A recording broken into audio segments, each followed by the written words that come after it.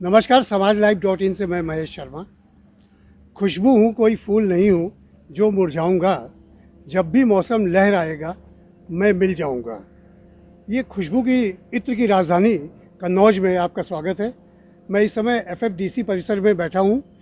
एफएफडीसी जो कि खुशबू यानी सरस और सुगंध के क्षेत्र में अच्छा काम कर रही है और कन्नौज में लगभग 200 छोटी और मझोली यूनिट है जो इत्र बनाती हैं और लगभग 23 बड़ी यूनिट हैं और इनका कारोबार इंटरनेशनल लेवल पे होता है, खासकर अरबियन कंट्रीज़ में और भी तमाम डेवलप कंट्रीज़ में यहाँ से माल जाता है, इत्र जाता है।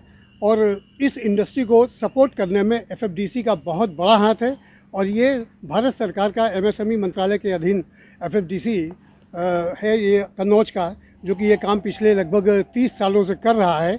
हमारे साथ मौजूद हैं इस संस्था के डायरेक्टर शक्ति विनय शुक्ला। शक्ति जी नमस्कार। हाँ नमस्कार।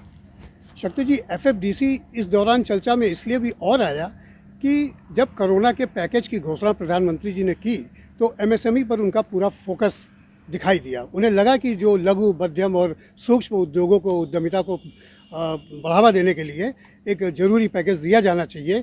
तो इस क्षेत्र में आपका क्या योगदान रहा, आपके डिपार्टमेंट का क्या योगदान रहा? बड़ा वाजिब सवाल है कि जब कोरोना का पीरियड आया और कन्नौज बड़ी छोटी जगह थी तो मंत्रालय से हम सबसे पूछा गया कि आप लोग क्या कर सकते हैं।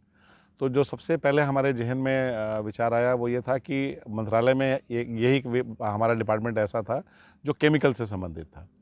तो जो और लोग थे उन्होंने दूसरे सेक्टर्स में काम शुरू किया। कुछ लोगों ने पीपी किट बनाई, कुछ हमारे मंत्रालय के लोगों ने मास्क बनाए, कुछ लोगों ने मास्क की टेस्टिंग के इक्विपमेंट्स बनाए।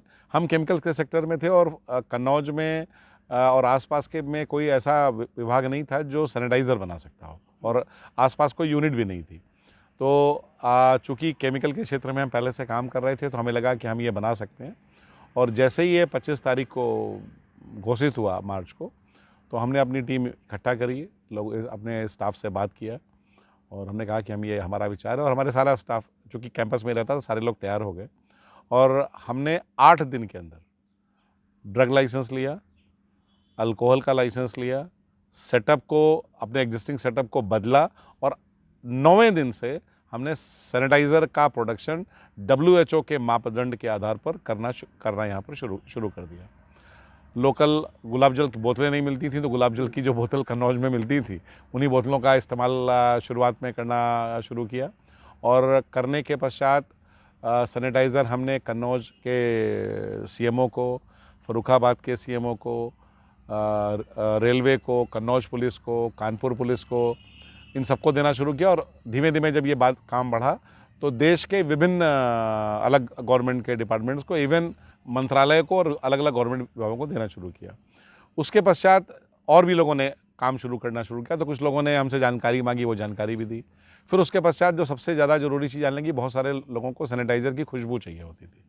तो वो खुशबू कुछ हम लोगों ने उस पीरियड में डिज़ाइन की सैनिटाइज़र की और काफ़ी लोगों ने ली। कुछ लोगों के लिए, इंडस्ट्री के लिए हमने कंसल्टेंसी की, एक्सक्लूसिव खुशबू भी बनाई।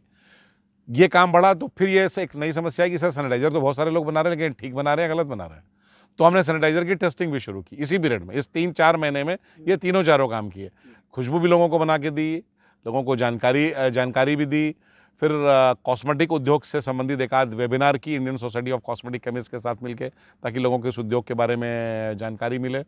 और टेस्टिंग भी शुरू की। तो वो सैनिटाइज़र का काम अभी भी हम कर रहे हैं और उसमें और हम इम्प्रूवमेंट कर रहे हैं और आगे काफ़ी चीज़ें ला रहे हैं। तो एक ये विषय था। उसके अलावा जो दिक्कतें आई कि हमारी ट्रेनिंग बंद हो गई थी और उस वक्त हमें ये समझ में आया जो आवश्यकता है वो कुछ ऑनलाइन ट्रेनिंग्स की है और ख़ासकर उन क्षेत्रों में जहाँ पर इंडिया थोड़ा मजबूत हो सकता है, आत्मनिर्भर हो सकता है और जो लेबर वापस लौटी है, माइग्रेंट लेबर, उनको काम मिल सके।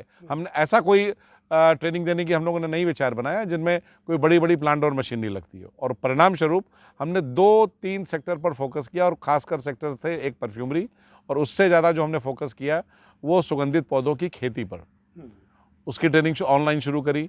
हम लोगों को ऑनलाइन ट्रेनिंग देते थे, डिस्टिलेशन यूनिट ऑनलाइन दिखाते थे, पौधे दिखाते थे। इसके अलावा हमने अगरबत्ती, धूपबत्ती और हवन सामग्री की ट्रेनिंग शुरू की। मीडिया में आए दिन आपके इन प्रोग्राम्स के, ट्रेनिंग प्रोग्राम्स के खबरें भी आती हैं और आपके ऐड भी आते हैं।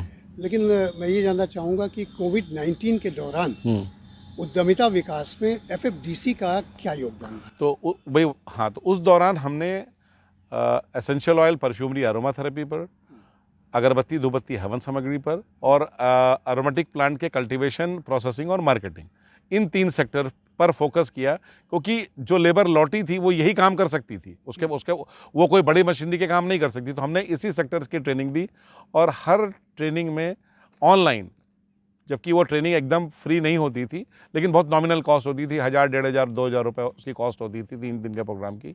हर प्रोग्राम में 35 से 40 लोग आते थे। हम इंडस्ट्री के लोगों को बुलाते थे, essential oil association of India को बुलाते थे, fragrance and flavour association of India के प्रेसिडेंट को बुलाते थे, जिनके 1000 मेंबर्स हैं। अगरबत्ती के इंडस्ट्री के लोगों को, जैसे जेट ब्लैक का ओनर है अंकित अग्रवाल, जिसके धोनी साहब ब्रांड एम्बेसडर, ऐसे लोगों को बुलाकर डायरेक्ट इंटरेक्ट कराते थे कि देखिए आप ऐसे ऐसे कर सकते हैं, ये पोटेंशियल है। कारण ये था कि जब ये कोरोना काल आया, और आगे भी हमारा ये मानना है कि जो एग्रो बेस्ड इंडस्ट्री है वही आगे बढ़ेगी, अरोमेटिक प्लांट्स की इंपॉर्टेंस बढ़ेगी, क्योंकि बहुत सारे सुगंधित पौधे एंटीवायरल हैं। ये जितने बड़े नाम हैं, हाँ, ये आपके कन्नौज जैसे एक पिछड़े जिले में जो 23 एकड़ में आपका संस्थान है, हाँ, यहाँ तक आते हैं। जो भी इंडस्ट्री के लोग हैं, हमारी जो गवर्निंग काउंसिल है एफएफडीसी की, जो पॉलिसी को लीड करती है, सारी चीज़ों को लीड करती है, उसमें लगभग 50% के आसपास इंडस्ट्री के मेंबर्स हैं। Additional secretary and development commissioner उसके चेयरमैन होते हैं, लेकिन essential oil association of India, fragrance and flavour association of India, Indian ice of, Kannauj attars and perfumer association के प्रेसिडेंट मेंबर्स होते हैं।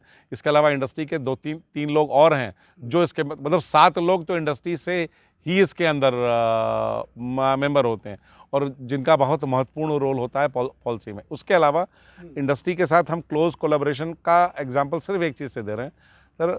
कन्नौज रिमोट जगह है, फ्लाइट से भी कनेक्टेड नहीं है, हाईवे से अभी थोड़े दिन पहले से भी, लेकिन 15-20 किलोमीटर हाईवे है सर। गत 8 वर्षों से यह संस्थान भारत सरकार से अपनी तनख्वाह, अपने मेंटेनेंस के लिए एक भी पैसा नहीं लेता। पूर्ण रूप से 8 वर्षों से अपने पैरों पर खड़ा है, कोई रेकरिंग ग्रांट रेट नहीं लेता। कानपुर की यूनिट को ले लीजिए, उड़ीसा की यूनिट को ले लीजिए और कन्नौज की यूनिट को ले लीजिए। तो अगर ये इंडस्ट्री के साथ हमारा क्लोज कोलैबोरेशन नहीं है, तो साल का 4 से 5 करोड़ रुपया इंडस्ट्री के को सेवाएं देके, वो टेस्टिंग की सेवाएं, आप आत्मनिर्भर हैं। हाँ, you are not depending on, हम कोई भी तनख्वाह, मेंटेनेंस का कोई भी पैसा, जो लगभग साल का 4 से 5 करोड़ तक का हमारा खर्चा आता है, वो सारा कुछ हम इंडस्ट्री को सेवाएं दे के ही निकालते हैं sir. Thank you Shukla ji. समाजलाइव.in से बातचीत करने के लिए बहुत बहुत शुक्रिया, धन्यवाद।